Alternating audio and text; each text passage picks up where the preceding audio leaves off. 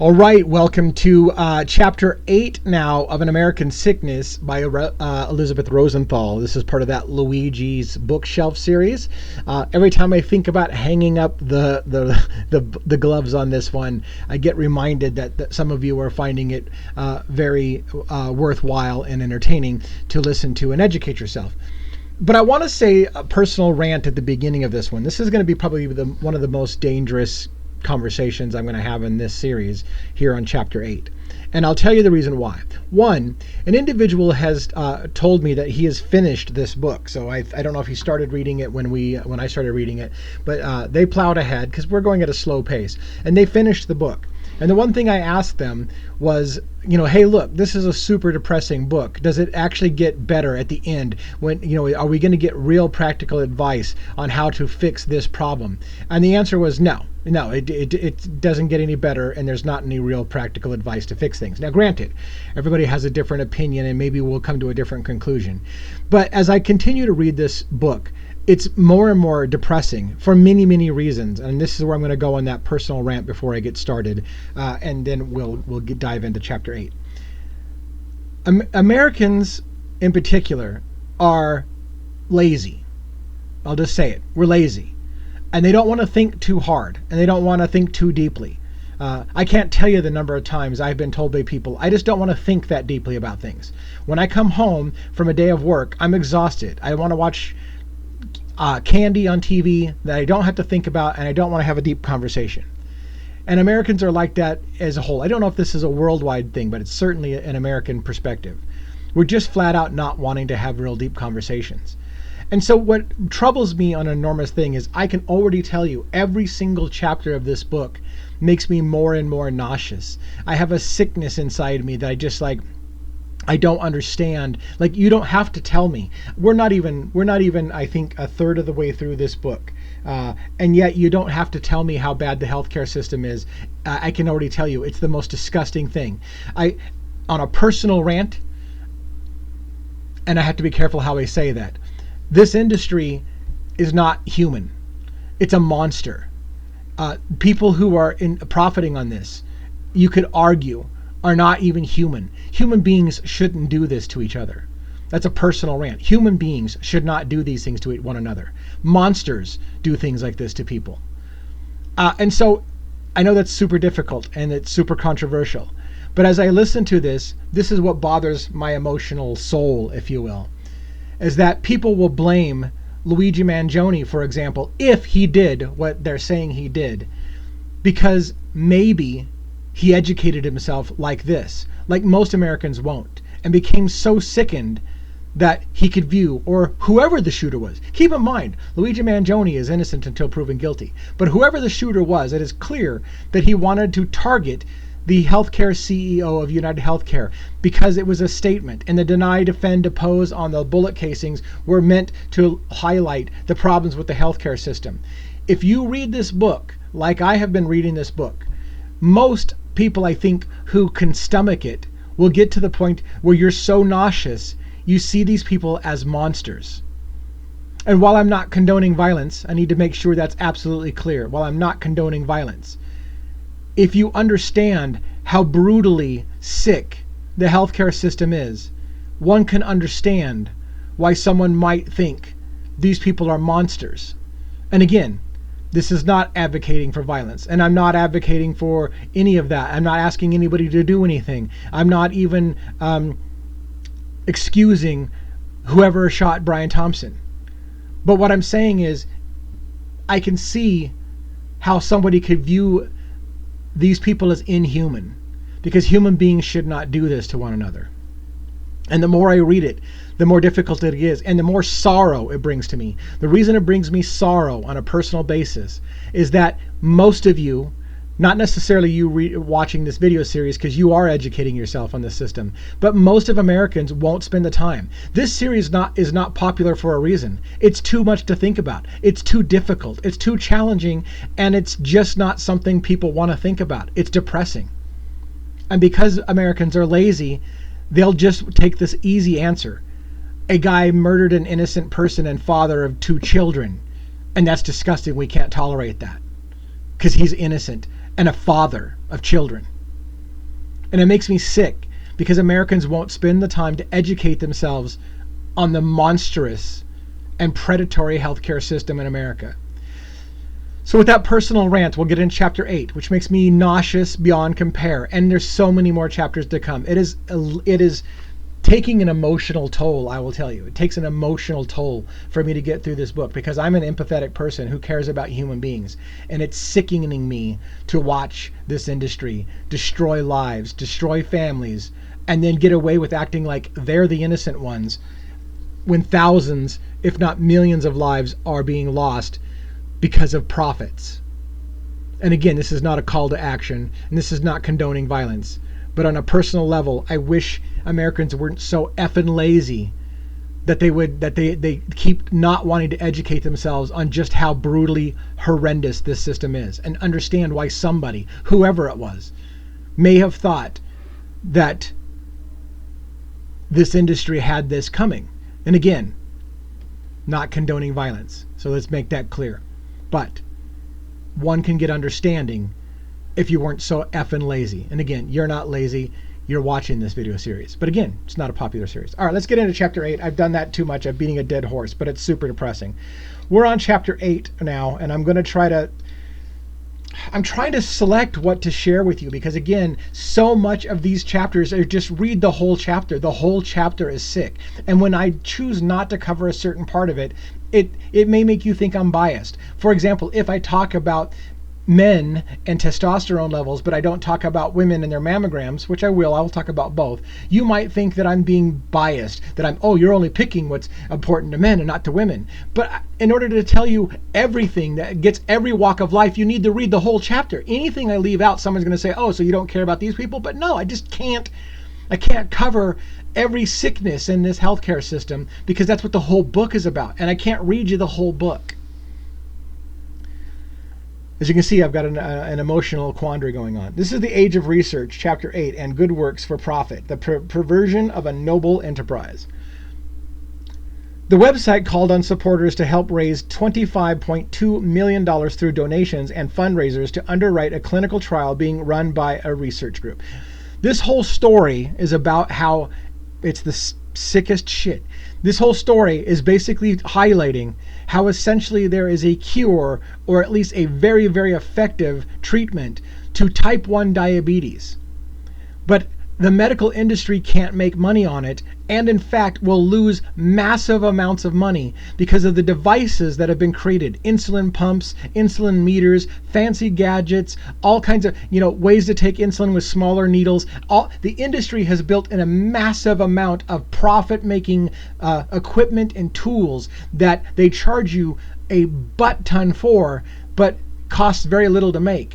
And if we all in America knew that there's a drug that has been on the market for forever and therefore is dirt cheap and there's no interest and it's effective at treating type 1 diabetes, we could be done with this issue and all those pumps. And the medical industry wants nothing to do with it because it doesn't make them money. They can't make money on a drug that's already been approved and has already been proved to be safe, and it would destroy the profit making on all the medical devices that people need to treat type 1 diabetes.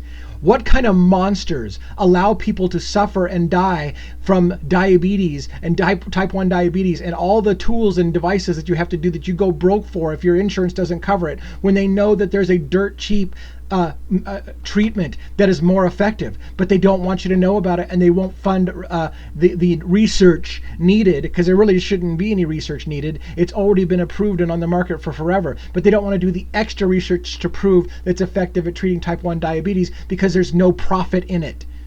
This is a monstrous system. Monstrous. And I realize this is super deep. There's nothing funny about this whole situation. It's super deep and it's super depressing. So this person was researching a potential cure for type 1 diabetes with promising results. And it talked about how it would be a game changer preventing the disability.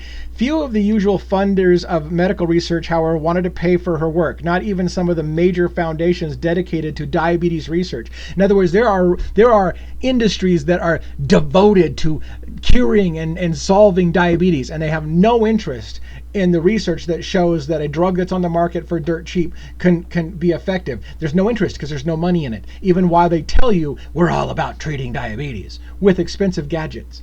There will be no commercial profit if she succeeds. That's the ending sentence on that paragraph. They're not interested in helping her with the research and funding her research because there's no commercial profit if she succeeds. Fortunately, already there's a drug on the market. This is where they're talking about what she did find out. There's already a drug on the market that stimulated its production, Bacillus calmette guerin, or BCG, a vaccine against tuberculosis that was so old it had long been generic, and it was very safe. So this drug, created to treat tuberculosis, has proven effective at treating type 1 diabetes. It's been around forever, it's safe and effective, and so therefore it's dirt cheap and there's no profit to be made on it anymore. All she's trying to do, this doctor, is prove that, hey, small studies have shown this is effective at treating type 1 diabetes in mice, for example. Now we need to do a larger human study, but she has every reason to believe it's going to work the same way for humans, but there's no money in it. Because not only is there no money in a drug that is already out there safe and effective, and the patent's long gone and can't be protected anymore, but it would destroy the medical industry's gadgets and devices and insulin pumps and needles and insulin itself, because all of that would go away and be threatened. It is a huge financial boon for the industry to keep people on insulin pumps and insulin. So there's no interest in finding a dirt cheap drug that actually would be effective. And so they don't want you to know that it would be effective in humans, and they won't fund that at all. So she goes out and she tries to get funding through other sources, donations and such like that, because the medical industry won't touch it with a 10-foot pole because it doesn't make them money. And yet this is the industry that tells you they're out for your benefit. So Dr. Faustman discovered that BCG was powerful enough to reverse established type 1 diabetes in genetically predisposed mice. More exciting still, she found that the mice with diabetes of long duration would start producing insulin once again after treated with BCG. So again, in mice that have diabetes or are predisposed to be diabetes, this drug has been effective. All we need now is prove that it does the same thing with humans, which again, everybody tests on mice first. That's kind of the way it goes. And then with humans. But there's nobody interested in treating it on humans because it would destroy the medical device industry. When we first discovered this, we went to pharma. We went to pharma and said, it's really interesting, and pharma said, it's really interesting, but we've got a problem. Tell us how it will ever make us money. She recently recalled, you're working with a generic drug. So they're like, that's great that you found something that can cure diabetes, but how? I don't understand. How's that going to make us money? Oh, it's not going to make us money? Then why the hell would we be interested? Because the industry is about making money. It's not about making people healthy. It's about making money. It's a predatory system. From the manufacturer's standpoint, if diabetics could be cured, there would be no need for insulin, pumps, monitors, and all the lucrative products. If it worked, it would ruin their business, which is why they suggested she turn to philanthropy. Go out there and find donations from people, but not from the medical industry. We give zero fucks about it because we can't make profit off of it. So go find somebody else to fund your research on humans. We ain't doing it because you'll destroy our profit margins. And I would take it a step further. If she gets enough money in the public, maybe they'll try to make sure that never comes out. Maybe she'll have an accident. Does that sound horrible? Does that sound unrealistic? Or do we have a predatory, disgusting system? Maybe I need to take a break, right? I am depressed about this situation. Many charitable foundations no longer see themselves as funders of research for knowledge propelled by donor dollars to cure a disease, but instead as investors in new treatments. BCG had been used for so many decades in generic form that there was no way to make money from selling the drug. Now they all want equity in the product, and a product that will give back, Dr. Faustman said. So again, no interest in this drug, can't make us money. Now she's crowdsourcing the estimated $25 million needed for a larger trial on her lab's website. And so that's the end of that kind of story. Just an example. How far will they go? If she gets her funding, how far will they go to stop that funding from happening? Because it would destroy the medical industry. As I always say, follow the money. After Frederick Banting, this is a new topic now, After Frederick Banting and his colleagues discovered and isolated insulin in the early 1920s, they licensed the patent for only $1 as a gift to humanity. You mean back in the 20s, they actually thought this is a gift to humanity. If we can cure cancer, if we can cure diabetes, it's a gift to humanity. Insulin was considered that gift to humanity. They weren't looking for profits. We have turned into a profit machine where if it doesn't make me money, I'm not freaking interested. I'm not doing this for my health. I'm not doing this for shits and giggles. I'm making money here. This is what the industry is about. We're not doing this for fun. We're not doing this for the right thing to do. It's about making money. Type 1 diabetes, which had previously killed children only months after onset, was suddenly transformed into a chronic disease. To this day, insulin is the alpha and omega of type 1 diabetic treatment. So everyone gets treated with insulin, especially type 1. If you're type 1 diabetic, you get treated with insulin. If you're type 2, you sometimes get treated with insulin. In 2015, hundreds of kids with type 1 diabetes and their families convened at the Children with Diabetes Foundation's week-long Friends for Life meeting at Disney World in Orlando, Florida. It was a joyous and useful annual event for the participants. The kids go to dances and visit with amusement parks. Parents and grandparents attend lectures about managing the disease and new treatment developments. Academics and manufacturers recruit kids for clinical trials. At a booth in the exhibition hall, kids earn beach balls or tattoos for answering a simple question on a whiteboard. What is your wish for the future of diabetes? The words mostly all are the same: a cure. But almost all of the dozens of exhibitors and sponsors who help underwrite the conference are focused on something else: selling ever costlier treatments and supplies. The children want a cure. The industry does not want a cure. There's no money in a cure. There's long been speculation that cancer could be eradicated, but there's no interest in the industry in curing cancer, because there's so much money in fighting cancer that there's no interest in curing cancer. There's no interest in curing diabetes because there's so much money in treating diabetes. In the past quarter century, Banting's noble discovery of insulin has been used for profit by manufacturers who sell lucrative insulin modification treatments with a hefty bump in cost for each innovation. Simple syringes have been replaced by a pin-like injector, which in turn have been supplanted by tiny pumps that clip to a belt and contain tiny catheters to deliver insulin under the skin. Instead of measuring blood sugar levels by pricking a finger, new monitors can sit flush on the skin, giving patients an acute and accurate moment-by-moment readout. Many of these devices allow people with type 1 diabetes to live fuller and active lives. That's their selling pitch. But for their price, some are not all that helpful. Between 2010 and 2015, the cost of insulin and other products used to manage diabetes has skyrocketed, despite few significant advances in treatment. In other words, by the way, as something gets used more and more, it should become cheaper. Instead, it gets used more and more in this case, and it becomes more expensive. The recommended wholesale price of different forms of insulin rose between 127 and 325%. So it's getting used more and more often. The price should go down. Instead, the price is going up. The monthly wholesale price of Humulin, the most popular insulin, has risen to nearly $1,100, up from $258 for the average patient between 2012 and 2015. So in a 3-year time period, it went from $258 per person to $1,100 per person. So again, why is it going up if it's more and more common? I'm never going to make this in 50 minutes. There's so much more, and I got to figure out where to cut corners. Co-payments for expensive pumps and meters and test strips add up to thousands, often tens of thousands of dollars every year. It looks like a beeper, says Catherine Haley of Memphis. Goes on, describing the pump on the waistband of her jeans. It's made of plastic and runs on AAA batteries, yet it's the most expensive thing I own aside from my house. I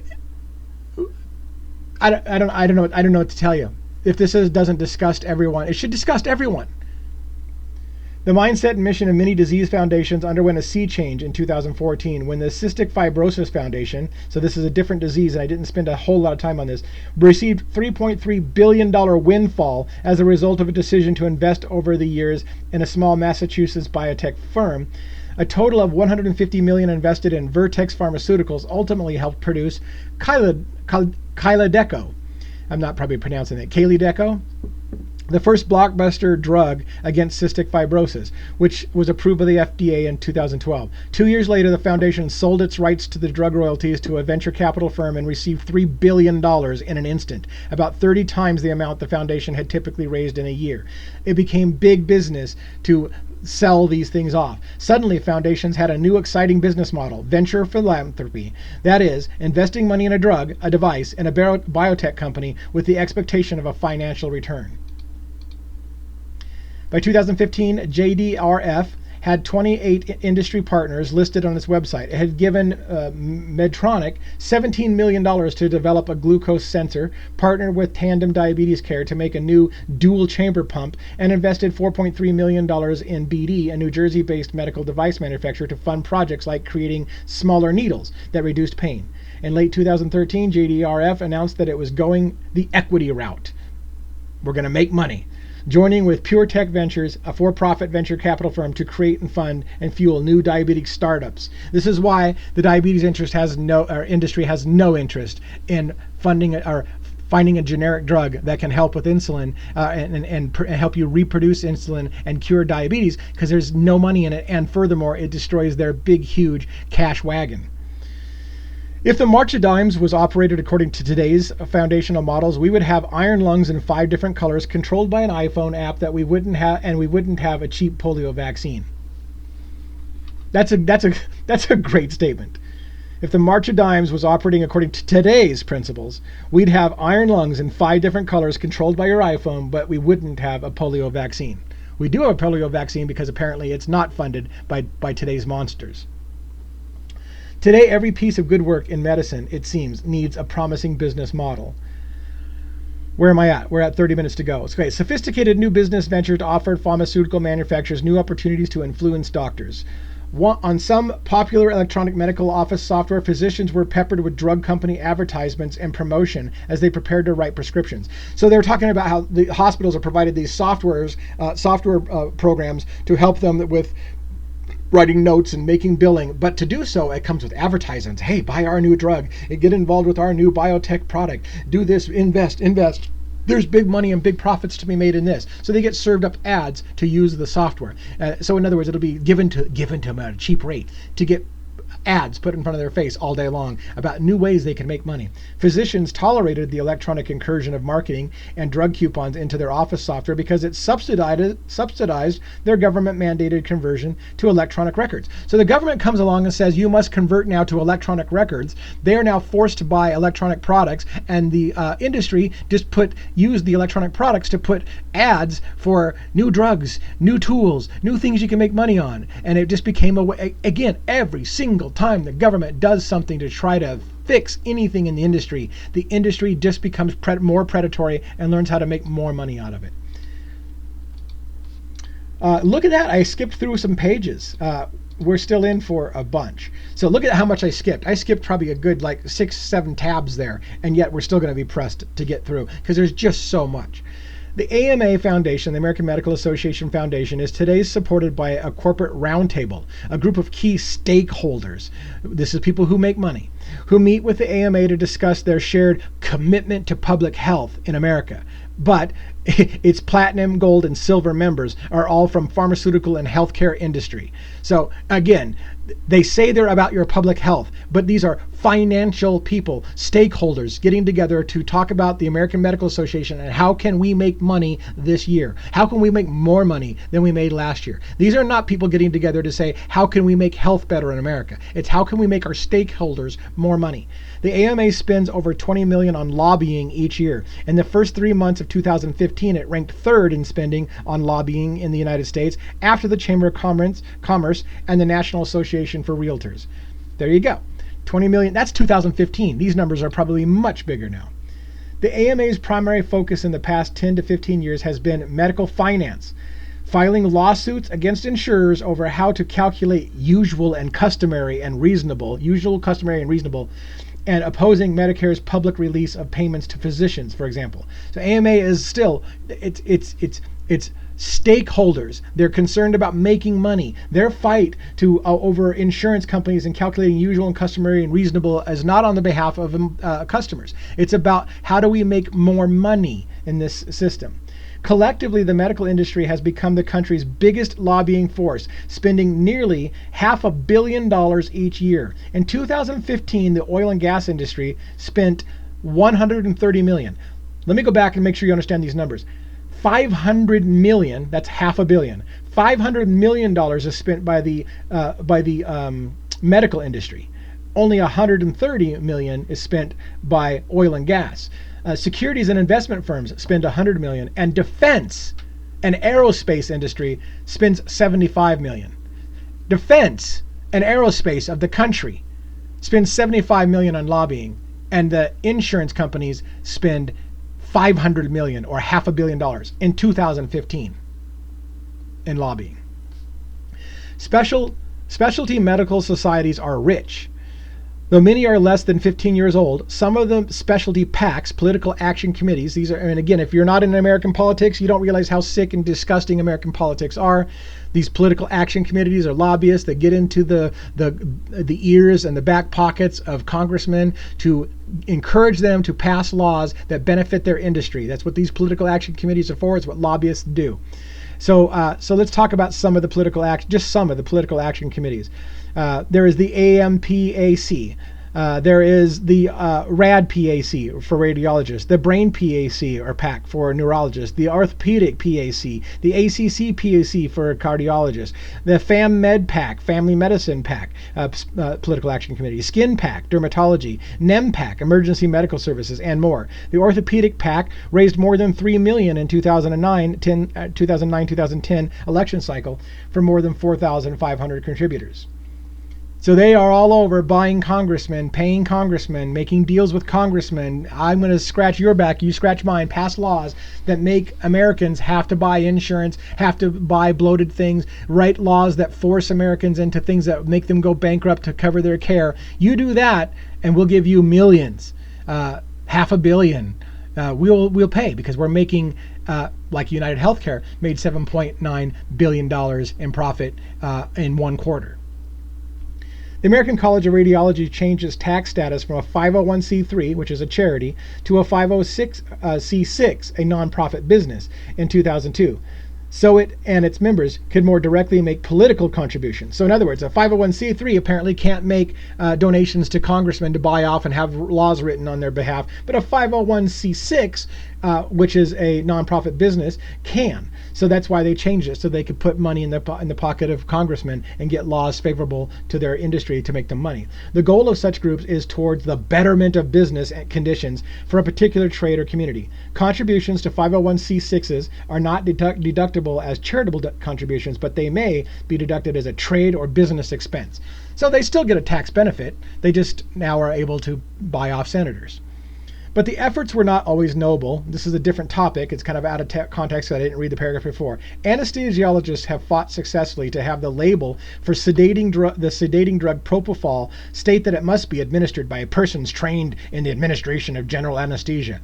These labels, by the way, this is only safe if used by a doctor, is a way to protect the medical industry. There are tons of things that we could do for ourselves as human beings that we can do, but they will now fight to have labels put on it. Not safe unless it's under your doctor's medication or direct supervision. I could go down that rabbit hole all day long of the things that they have demonized and tell you that you can't, it's not safe. Totally safe, but it's not safe unless it's under directed medical attention, which simply means give us your money. Doctors fought to prevent drugstores from giving shots other than influenza vaccines. They require schools that stock epinephrine pens to follow protocols developed by a hired physician. Oh, you want to give epi shot? You want to have epi shots in your school in case somebody has an incident? You need to have a doctor on staff. In 2007, the North Carolina State Board of Dental Examiners wrote a cease and desist order to salons and spas for offering teeth whitening using peroxide, accusing them of unlicensed practice of dentistry and asserting that they would be subject to criminal penalties. What was good for patients often seemed to be an afterthought. In other words, there's nothing freaking harmful about this whole teeth whitening thing, but you're practicing medicine. We'll sue you, and so they can keep the prices high. This system. It seems like a shoo-in when Illinois State Representative Daniel Burke proposed a bill in 2012 requiring physicians to inform patients whether they were in a patient's insurance network before rendering treatment to avoid surprise out-of-network charges. Oh, look, somebody thinks that you actually should inform your patient that, hey, what we want to give you for a treatment is actually out of your network and is going to cost like 10 times more. You should probably know that before you say yes. That's not the case. That's not what they wanted. Somebody had to ask for that. Hey, let's make it a law that we actually have to inform patients when they're about to have a surgery or a procedure done that's out of network and is going to cost them 10 times. I think we should fight that. That's not in the best interest of business. That's only in the best interest of patients. And we're not about patients in this country.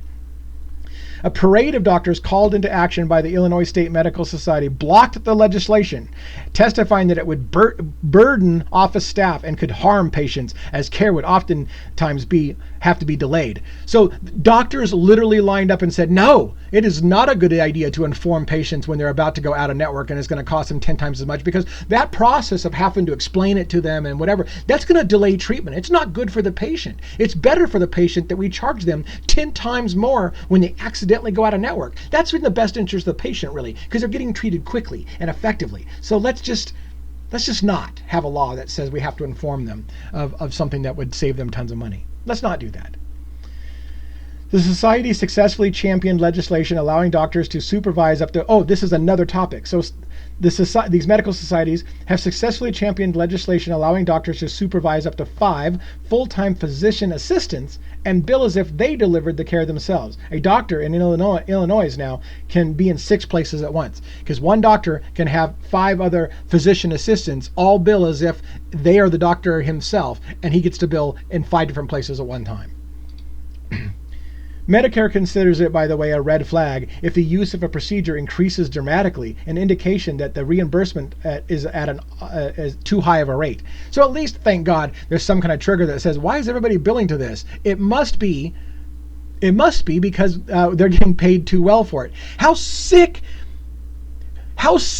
are these people that somebody has to watch over and say, gee, if everybody's billing something, maybe it's because it's not in the best interest of the patient, because obviously you're getting paid too much for it, and we have to set a flag to know when you're bilking the system, because it's never about the patient. It is never about the patient. It's always about making money. So somebody's watching, when you're making a shit ton of money billing a certain thing, maybe we should look at why that billing charge suddenly has gone out of whack, because it's not about the patients.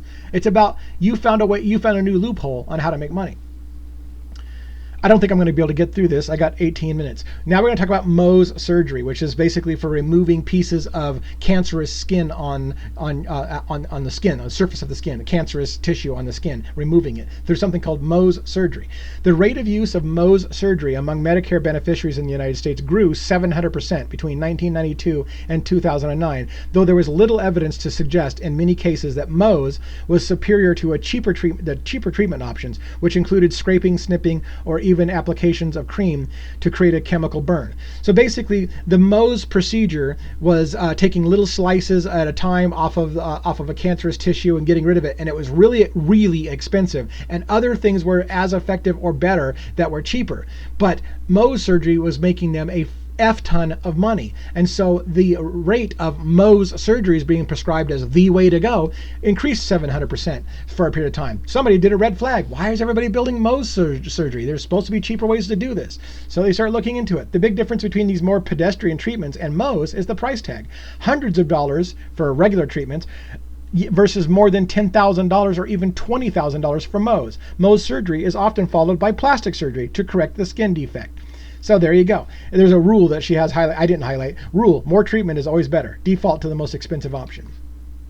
For most benign skin tumors, the decision to utilize Mohs is likely to reflect the economic advantage to the provider rather than the substantial clinical advantage for the patient, wrote Dr. Robert Stern, a Harvard dermatologist. Again, this is a doctor saying the reason that people are doing Mohs is not because it's good for the patient, it's because it has an economic advantage to the provider, not about the patient. And nobody seems to care. Nobody stops the predatory system. Dr. Norton felt as if he had been used. They're talking about how a panel of doctors had to basically decide and under what conditions would you say that Mohs would be the right choice to make. And so they brought in a panel of people, and they said on a scale of 1 to 10, and here, let's look at all these different possibilities. In this possibility, on a scale of 1 to 10, how often would you recommend Mohs over something else? And they were going to use this to justify using Mohs in every situation.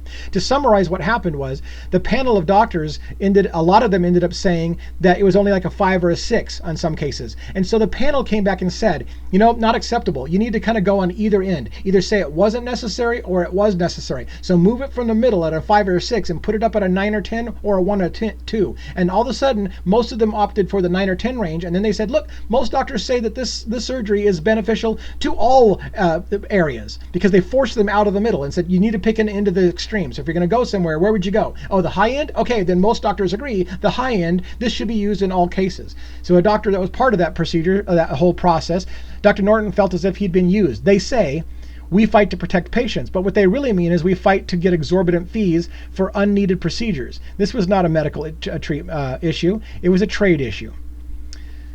Doctors who identify themselves as Mohs surgeons, by the way, are paid about as much as cardiologists in general and general surgeons, though the average dermatologist works only 30 to 40 hours a week and has no emergency call-ins or night calls. So great. Doctors who do Mohs surgeries make a crap ton of money, and they don't have all the disadvantages of some doctors who are on call and have to go in at night. We got 15 minutes left. I'm going to try to get through this.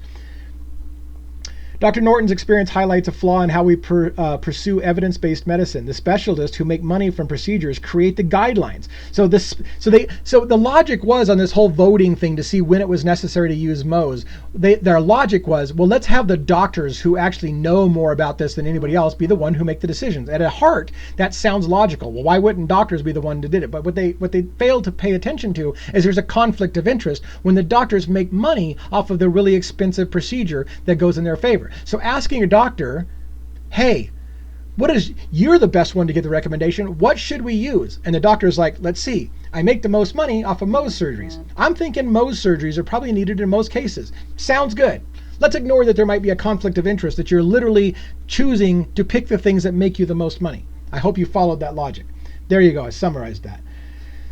Dr. Stern would like to see large randomized studies to compare Mohs with simpler procedures for relative effectiveness, but he says that is unlikely. The Mohs surgeons who would need to participate have little interest in proving that a cheaper treatment would suffice. Sound familiar? This is the same thing about treating type 1 diabetes. There's no profit in finding a cheaper way. So no doctor is going to be interested in a study to show how there might be cheaper methods of treating skin cancer than Mohs. There's no money in it.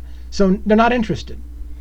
In other fields, similar guidelines have been written by specialists. Urologists, for example, suggested that all men be screened for prostate specific antigens to detect prostate cancer, creating a huge industry for testing and surgery. Radiologists advise women to get mammograms every year. Orthopedists felt the cartilage injuries and aging knees should be treated with arthroscopy to clean up the joint space. Now, and dentists, by the way, tell us to get our teeth examined and cleaned every 6 months. These recommendations, as we will see, are not because it proves any more effective at treating or detecting cancer in breasts for mammograms or prostate cancer for men. It's not more effective the more often. What it is more effective is making money. It's more effective the more times you get treated and screened, the bigger that industry can get and the more it makes the money, even though it is not proven to be any more effective at detecting anything. PSA screening has resulted in men's getting, and furthermore, this is the furthermore, we got 12 minutes. PSA screening has resulted in men getting surgery that often leave them incontinent. So you shit yourself the rest of your life. Great, fantastic. I got screened for colon cancer. It may have helped detect cancer or may not, but now I shit myself every single day.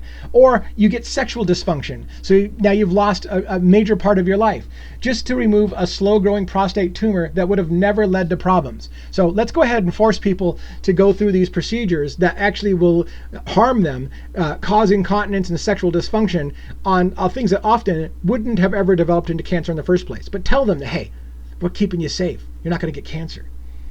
Yearly mammograms proved in many studies no better at detecting significant breast abnormalities than every other year regimen, as the same task force now advises. Again, women go through these mammograms. They say you need to do it every single year, but it is proven not to be any more effective at detecting breast cancer than going every other year. But you know what does? What is more effective is money, having you go every single year. So there you go.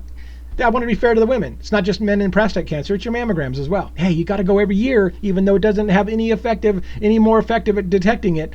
Every year sounds good. It's more money.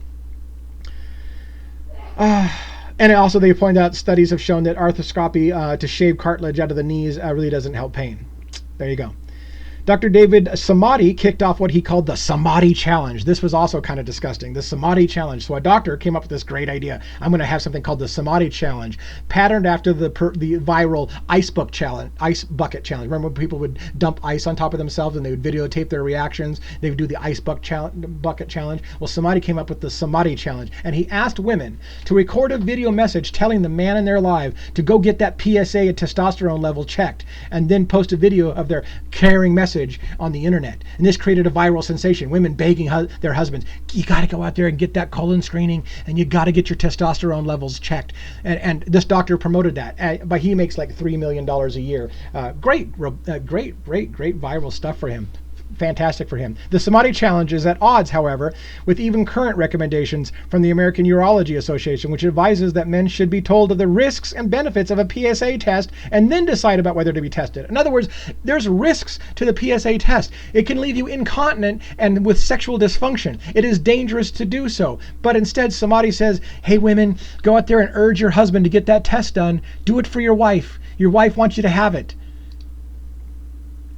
I'm sick. Let's finish up. I'm going to make it. Apparently, I got 9 minutes to do these last two paragraphs.